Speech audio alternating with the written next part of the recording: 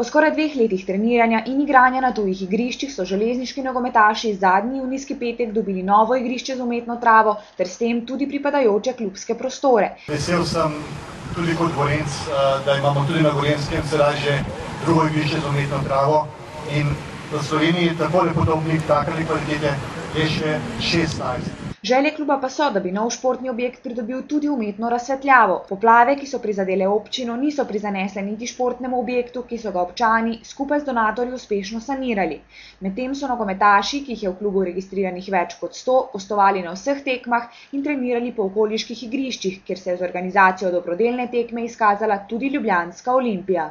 Ne pričakujemo kakšnih briljantnih rezultatov, seveda tudi teh bomo veseli. Ampak pomen tega nogometnega igrišča je predvsem v tem, da lahko na tem nogometnem igrišču ponovno trenirajo predvsem mladi. Igrišče so najprej preizkusili domači nogometaši in vnovični prvoligaši, ki so, kljub temu, da rezultat tokrat ni bil v prvem planu, slavili s 5-0.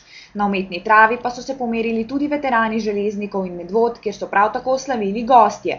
Kot je poudaril gorenjski župan, je glavna želja zvabiti na novo športno pridobitev občine čim več nogometa željnih otrok, ki bodo v prihodnje morda zaznamovali slovenski nogometni prostor.